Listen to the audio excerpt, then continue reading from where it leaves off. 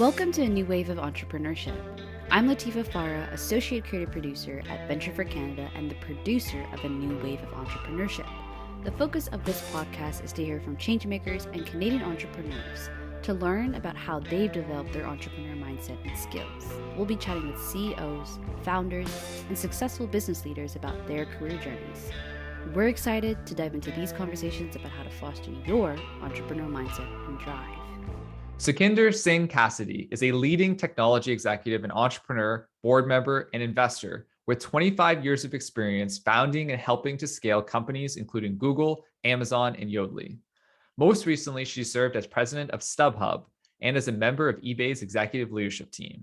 She is the founder and chairman of the Board List and has been profiled in Fortune, Forbes, the Wall Street Journal, Business Week, and the New York Times, among others. She has been named one of Elle's Power Women, one of the most creative people in business by Fast Company. Sukhinder, thank you so much for coming on the podcast. How are you doing this morning? Good. Thank you for having me. Thanks so much for coming on. I'm really excited to interview you, and it was so interesting reading your book and doing a little bit more research about your background. One of the sort of main themes of this podcast is the question of whether follow your passion is good career advice for young people. And you talk a little bit about this in your book. So do you think that young people should follow their passion when making early career decisions? Well, I always say to people that, following your passions is a little bit of a misnomer because our passions often change throughout our lifetime, and we learn them, by trying out different things. So while some passions may be steady, like music, maybe something you've loved since a child and you love to do, the reality is it's hard to know if music is a good career, and it may or may not be, just because you enjoy it doesn't mean it should be your day job. So I think what I encourage people to do is sort of think about, the many choices you might have at the start of your career. And as I point out, there are several things that make for kind of good career choices, of which passion is one thing to understand about yourself. But would I overweight it? Not necessarily. I would go in with more curiosity and willingness to sort of learn your passions on the job, as well as potentially, looking at your passions as one category of career choices to explore. A lot of the times, to your point, so many young people, I think they think that there's like this holy grail of passion, that it's just like figuring out what this, like a higher power has like put in their brain is the like one thing for them to do for the rest of their life. And to your point, passion is ever evolving, as we are all as human beings. And I think one of the challenges is a lot of young people actually set themselves up for very unhappy careers when they say, oh, I'm only going to be happy if I find my passion. And it's sort of this, if you focus so much on you need your passion, then you end up actually making yourself unhappy by kind of overvaluing the goal to some extent. So one thing you talk about in your book, which really resonated, is the importance of tailwinds and headwinds when considering what risks to make and making early career decisions. Can you elaborate on how a young person can evaluate headwinds and tailwinds when making career decisions? By that comment, what I mean in the book is it's sort of, as I said, there are multiple ways we can try and be a smart risk taker. And one is about not just thinking about, who we are and what our goals are, but when evaluating choices, identify where there are macro forces that can accelerate your chances of success or probabilities of success. And so tailwinds or headwinds are sort of like maybe observable characteristics that favor, and give momentum to a choice you're considering. So let's say you're looking at a company. It's about what industry is it in? Is that industry growing or not growing? Is the company growing or not growing? Is the division you're joining growing or not growing? If you look at the next 10 years, is it likely to be more favorable to that area or less favorable? Inside of a company, are you joining a group that has, increasing momentum and leadership? These are the types of questions to ask yourself, because as we think about when we're a smart risk taker, risk taking and finding success is not just all about us. It's us in concert with the environments that we enter. And so you want to give yourself, in some cases, some of the best chances for success. The converse is also true, that if you identify an area and it has tailwinds, that also, presents learning opportunity. Maybe you're going to enter a more challenged business, but they're willing to give you more responsibility. Well, that's also setting yourself up for success in a different way. It's giving you outsized learning, but that's about taking advantage, of, let's say, a headwind situation and trying to figure out what is your outsized opportunity in a more challenging situation. In your book, you talk about how at the beginning of your career, you benefited so much from entering, in essence, the internet in the very early days, and benefiting from those tremendous tailwinds, and being a part of building some of the most successful and valuable companies actually in the history of the world. If you were 22 today and you're picking an industry to enter in that has potential huge headwinds, what would be the industries that you would be the most interested in potentially pursuing? First of all, you're asking somebody who believes that, tech and digital enablement are still at the relatively early phases of their impact on society, which is hard to believe when you think about it.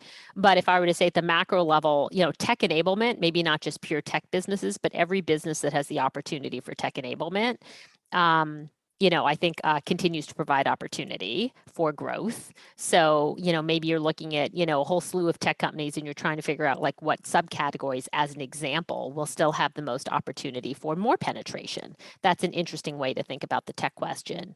ESG. I think everything in and around corporate and social responsibility has massive tailwinds right now, whether it's from sustainability and climate change and platforms that offer solutions there, to platforms that sort of increase employee engagement or social responsibility. The Board List is an example, is a platform that I co-founded that, is all about driving diversity in talent, and that's going nowhere but up. So I think there's some big themes around ESG and sustainability. Certainly there's digital enablement platforms across just about every sector of every industry. I would say e-commerce penetration is still something I think a lot about. Again, there are categories that are more e-commerce penetrated, like travel, and categories that really are very little e-commerce penetrated, like auto. The majority of auto sales are, every year still happen offline. But if you look at all the companies that are benefiting from driving auto sales online, it's pretty darn big. So e-commerce, ESG, and sort of, I would say, tech enablement. And you look at, by the way, on the topic of cars, you look at the price of the average used car in Canada and the United States, and it is surging. It's remarkable to see. And I saw you're on the board of Canada Drives, right? Is the name of a company. Yes, that's right. Yeah, it's the leading used auto car marketplace in Canada. That's all digital, door to door. It's pretty remarkable, the rise of the used car sector. And certainly it's an example of how the pandemic can have unintended consequences that in many ways we can't see until today. So on the topic of boards, so you're on the board of Canada Drives. You're also the founder and chairperson of the Board List, which helps women get on boards of the prominent companies. If you were giving advice to somebody who is, let's say, a seasoned executive, but they don't have any board experience, but they're really interested in joining a board, what's the first step that they should take? A couple things. First of all, the Board List helps not just women, but underrepresented groups of all types access not just the boardroom, but also the C-suite. And if you think about the number one piece of advice I'd give any leader, diverse or not, it would be understand not just your superpowers, but your unique value proposition entering a boardroom. And when people say, what does that mean? I'm like, what are the one or two dimensions on which you are a thought leader and domain expert that is of value to a CEO strategically? And you have to be able to answer that question and think about for which CEO, at which stage of company, in which industries might you have the most to offer. But you need to be able to craft your unique value proposition, like why you and what dimension are you a thought leader? And I don't mean great operationally, I mean a thought leader, i.e. you have, outsized contribution to make in helping a CEO evaluate strategic decisions in that area. Let's say somebody has joined the board of a large company. They've followed your advice. They've successfully secured a board position. What advice would you have for this person on how to be a really impactful director once they actually join the board? A few things. First of all, I think it's very obvious, but many people say like listen and learn, be very curious. I think being curiosity in a board member is kind of pretty important. So while you may think your job in a first board meeting is maybe not to offer any opinions, I think it's totally fine to ask questions, figure out what questions, everybody might benefit from versus which questions maybe you uniquely want to ask offline because the rest of the board may already, be up to speed on that topic. But I'd say be curious. That's the first way to have impact, is just curiosity. And I think number two, I think it's about identifying what are the one or two places that you would want to focus your energy in order to make an outsized contribution. So of course, the boardroom wants your opinions on everything, but most of us enter a boardroom knowing perhaps that we have that superpower in one or two areas, which is why we were recruited. So, I'm always like, look for your opportunities for impact and stay focused, because it's very easy in a boardroom to just like, there's so much going on and you're ingesting information on everything. Be curious and focus on the one or two areas of impact that you think you can have or contribute. In another interview on this podcast, one of the guests talked about the standard for board members is do no harm. And he argued that so many board members actually detract value from an organization. What do you think are some of the most common pitfalls and mistakes that board directors make? Well, they may be on two extremes. Number one is saying nothing. It's hard for people to get the value of your expertise if all you do is listen but never offer an opinion. So I've definitely seen boardrooms where, there are people who never talk. And while that may be useful, it doesn't give people the opportunity to learn from you. So let's say you save every comment to just talk to the CEO after the board meeting's done. Well, that's impactful for the CEO. It's really not impactful for the rest of the board to hear your contribution and learn from it. So one, I think, way of doing harm is like just being so quiet that you don't know what we don't get the value of the expertise. That's why you're there. And then the other extreme, I'm sure, is also one which is like being the distraction in the room, where you kind of keep pulling the team back. You ask questions that aren't focused. You rat hole on a topic and won't let go, and you sort of waste other people's time. So those are the two extremes you typically see. I love that framing, and I think it's so true. It's two common pitfalls, and the best directors in many ways are able to kind of balance. One of the things I find that's really opaque, in particular for people who don't have a board experience, is what's the process of which companies or organizations select directors. And a lot of times it's not very transparent, and that's why I think your organization is so important. Obviously, every organization has a different process for selecting kind of directors, but at a very high level, what's a common way that an organization goes about selecting a board member? And can you kind of demystify the board member selection process a little bit? Sure. Well, at the most macro level, board members get selected either A, when there's a financing event that triggers the need to expand a board or to provide different levels of governance. So in venture financed companies, every time you raise a round, there's a discussion of what the board looks like and should you add independence or another board seat. When you go public, there are requirements for what your board needs to look like. So typically on major financing events, there are corporate governance requirements, and that's so in the selection process, that's a big time when board members get added. The other times board members get added is when, the CEO sees a strategic need that's missing in the boardroom and either adds a seat proactively, or a board member may be turning over, and that's the time they reassess. So I guess what I'm saying to you is, first and foremost, there's some natural times where selection happens, and a lot of time where it isn't thought about. So something is triggering kind of that, think about what's in the boardroom right now, either financing, someone leaving. In a few, and obviously best practice cases, the CEO is proactive evaluating every 2 to 3 years what their board needs, even when there's not board turnover. That is actually less common than it being triggered by some sort of external event. So we would wish everybody thought so proactively about their composition, but I think most often it's reactive. And then inside the selection process, look, I think it's driven by one or two things. And inside of a private company, most often driven by the CEO.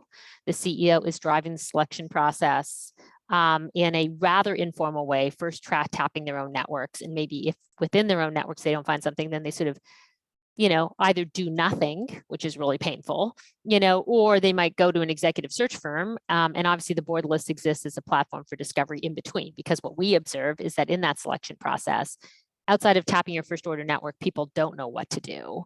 And the other extreme, as I said, is hiring an executive recruiter, but that's very expensive. So often, though, this starts with a referral process, and the CEO will go to existing board members, go to their own network, and start to tap, and look for people they know. And obviously, this is where board processes are opaque, and often they favor who's in the referral network at all. And if that's a homogeneous network, there's a risk. But I think in a selection process, I think what you can generally expect is to interview with a CEO, several board members, maybe or maybe not in any board process, you'll meet a management team. You're a huge advocate for the importance of diversity on boards, and in particular for individuals from underrepresented communities to be on boards. What are some of the business benefits of an organization or company having a board that is diverse and more representative of their community?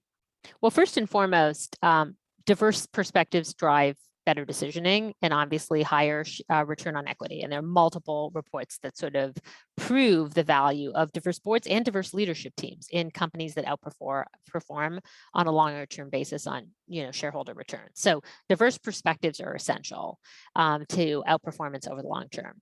But if you think about what does that mean for underrepresented groups, often, underrepresented groups bring perspectives that in addition to their leadership expertise, in addition to the reasons they should be in the boardroom anyway, they also may represent segments of your employee base, segments of your customer base that you would otherwise not see, right? So you might have a board member who comes out of technology. Okay, that's already a diverse perspective for a traditional board. But in addition, if they're a woman or an underrepresented group of another kind or both, what you're likely also getting the benefit of is like they are representing groups of customers, influencers, shareholders, employees as shareholders, and really can give you additional benefit and perspective on what those specific groups, might be thinking about. One of the things you talk a lot, and I really like this framework in your book, is you talk about building one's risk-taking muscles kind of over time. What's advice that you have for a young person on how to gradually build the systems and habits so that they can become a smarter and more effective risk-taker? I think there are a few things here that I would think about. Number one, I think that when you think about a risk-taking muscle, the core thesis of the book is really that risk-taking, to get its benefits, you have to take multiple risks because you want to become a smart risk taker. And as we said, you unlock possibility through small and bigger choices. It's not just one big choice. It's about the series of sort of choosing, responding to the learning or the success you just had and choosing again. I'll say to people, what if I told you that between you and the reward you imagined is not one choice, but probably 100 choices? Then you might just, prioritize getting in motion, right? So I always say to people, if you want to do that, you've got to build your risk muscle. So find small reasons to take risk every day. And we all have opportunities to take risks today. I can guarantee in your current job, you have an opportunity today to take a micro risk to have more impact. That's one of the reasons to take risk. You have an opportunity to probably take a micro risk to learn something new. You probably have an opportunity to take a micro risk to discover, something that you're curious about. Those are all the kinds of risks we can take today. And, when you take small risks, you're not as invested in the outcome if it fails or succeeds. You're probably more attuned to just getting the learning, but you're also building your muscles, right? Because you don't know which one of those moves might unlock, more opportunity or impact. One piece of advice that I've heard a few times that resonates directly with what you're saying is the importance of doing something every day that scares you a little bit. And obviously within safe kind of context, but I think it's a really important advice for a young person. And I think sometimes our education system and to some extent modern parenting stigmatizes risk taking or stigmatizes falling. But the importance of saying, hey, try something new. And to somewhat a meta example is even this podcast. A year ago, I had no experience doing podcasts. I run a charity. And initially we started to say, hey, let's interview a few of our Venture for Canada alumni and just kind of try it out and learn. And over the course of this year, we've done around 50 different interviews starting with kind of a lower stakes people who are new and were Venture for Canada fellow alumni. And then progressively interviewing people who are more and more senior and prominent in their careers. And there have been hundreds of little risks as we have developed this podcast over time. But I really want to emphasize the importance for young people is think each day about what are little risks you can take. And ultimately, it's these risks compound, which is, I think, one of the things you talk about. Yeah, they do. Absolutely. Yeah, they absolutely do compound. I mean, I think that you hit the nail on the head, right? The core thesis to unlock any large reward is not about one risk taken. It's about multiple, and it's about just being in a virtuous cycle of risk taking, learning, and reward, or failure and learning. It doesn't matter, right? You're just compounding your choices in order to unlock what we call this bigger outcome. But along the way, you've got to unlock a lot of smaller outcomes. There is no big outcome without smaller outcomes. There are no smaller outcomes without small choices or big choices, but iterative choices. So it's so interesting that people overweight one choice as if it's what sits between them and success, when often it's this iterative capacity to just keep taking risks and learning. It's more about really systems, to your point, about creating like a system for taking little risks than yeah, and learning from them. Yeah, absolutely. Try and unlock impact. I always say to people, take a risk, try and unlock some impact, learn what happens. Then take another risk, try and do the same. Atomic Habits is a great book, I think, to think about in terms of like leveraging sort of that framework around creating systems and then adapting it to, I think, your context of actually creating systems for making all of these little risks. And his thesis is that a lot of the times people undervalue the importance of sort of systems and habits in their daily life, and the extent to which really our lives are shaped by really hundreds of thousands of little decisions. In your book, you write that research shows that over the long term, companies that remain relatively static are far more prone to failure than companies that make multiple choices, successful or not. Why do you think that this is the case? Well, first of all, research shows it's the case. That research comes from a book called Growth Beyond the Hockey Stick. That's a study that McKinsey did of companies over a 30-year period, and which of those companies did what's called move up the power curve, where they went from sort of middle performers to top performers, and then got non-linear shareholder returns as a result. And those who kind of dropped to the bottom or got acquired of their relative industries, and thus, had the opposite happen. So it's not sort of my opinion, it's the truth. One of the core kind of results of that study was that, in order to get the benefits of kind of growth over the long term, you need to make multiple moves, including moves that fail. But that's far more of a predictor of success than staying still. And if you stay still, stasis is probably the largest predictor of your ability to, quote unquote, fall off the bottom of the power curve, and either get acquired or fail. One of the things you also talk about in your book, which I think is really fascinating, is the diverse career experiences you had, particularly at the beginning of your career, where you worked in investment banking, you worked in the media sector briefly, and then ended up going into the tech sector. In what way do you think that a young person can benefit from pursuing multiple kind of diverse career experiences in different industries? I think there are benefits to going what I call broad in your career and going deep. So when you started your career, and let's say you are experimenting to learn what job or industry or even function you might like, I think spending some amount of time, what I call, being broad or deep, it almost doesn't matter because you're going to learn. So when people obsess about like this move or that move, I'm like, look, if you work for great people and do great work, you're going to learn. Like it almost doesn't matter. Like there's almost no wrong move early in your career. As we, start to figure out what we like, the path to ascension often starts with making choices along a specialization dimension, right? I grew up in sales and finance, and I built my career and my reputation as a business development executive, like as somebody who could own revenue, make partnerships happen, drive outcomes. And that was a great place to be. So, often our careers, I think of them as a funnel. In the beginning, you can be, broad, narrow, it doesn't matter, you're going to learn. But as you ascend, in a job or role or pursue promotions, it tends to be in some specialization. And that's great until it isn't. Because at some point, if you want to grow, I always say to people, if you want to grow, it means doing things you don't know how to do. So when you've mastered something, where do you go next? Most people just want to stay in that comfort zone.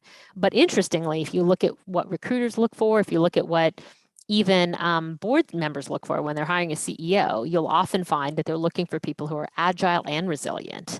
So, because that's the proof point that you can be successful at the next thing you need to learn, not just the thing you need to know today.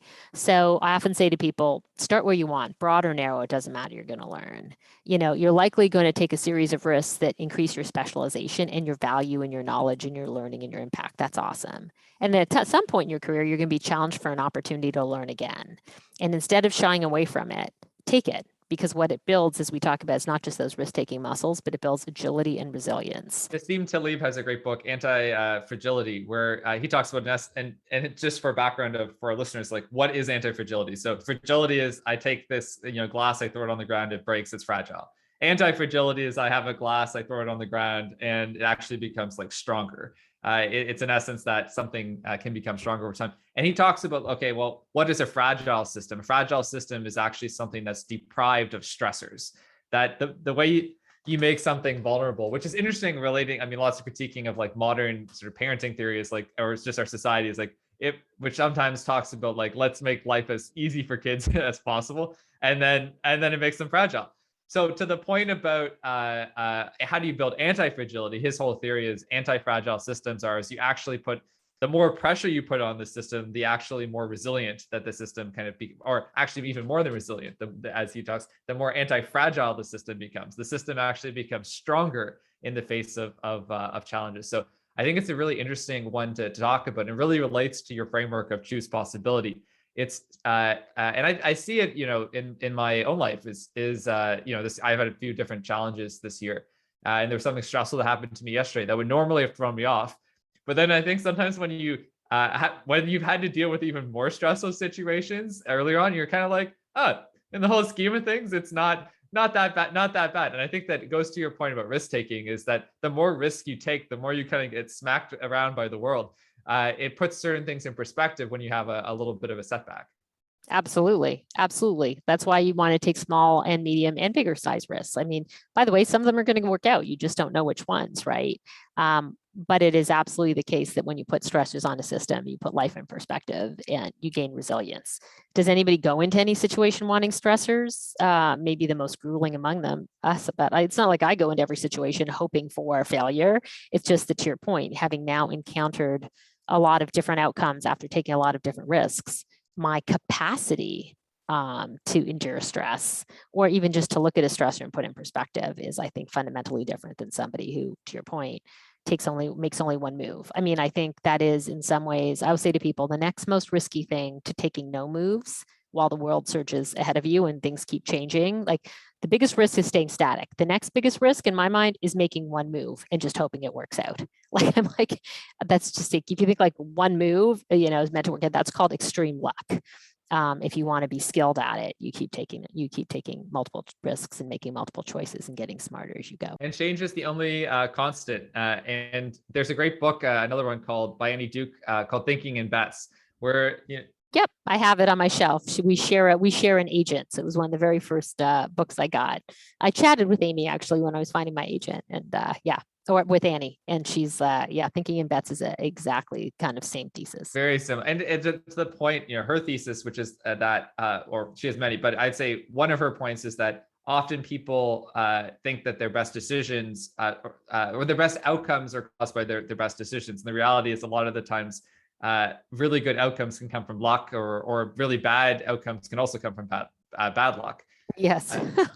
Yes. The point being is, in some ways, you de-risk. You don't de-risk, but you make yourself more anti-fragile the more risks you take, because you're not putting as many eggs in one basket.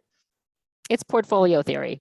Sukhinder, it has been a true pleasure speaking with you today. We have covered a really wide range of topics, talking about your book, talking about some of your early career experiences, talking about your experience with the board list and the importance of underrepresented folks being on boards, and then what it takes to be an effective board director. I really recommend our listeners check out Choose Possibility. You can find it on Amazon or many other book-selling websites. Sukhinder, thank you so much for coming on the show today. Have a good rest of the day. Thank you so much for having me. That's it for this week's episode of A New Wave of Entrepreneurship. Stay connected with us via our social and our email list. Subscribe to us in your favorite podcast app so that you don't miss our next episode. If you have feedback on today's episode, tweet us at Venture4Canada. That is Venture, the number 4, Canada, or email us at podcast@venture4, that's spelled FOR, Canada.ca. We'd love to hear from you. Thanks for listening. I'm Scott Stewart, and until next time, stay safe, stay motivated, and stay grateful. A New Wave of Entrepreneurship is produced by Latifa Farah. Editing and mixing also done by Latifa Farah. Erica Ormanston is our editorial assistant. Mark Wallach and Premium Beat own the copyright and publishing rights related to the song used in this podcast. The comments and opinions, recommendations, or suggestions expressed on the podcast by the guests are not liable to Venture for Canada and belong solely to each individual. Any information provided, stated by our guests and our host, is independent of Venture for Canada.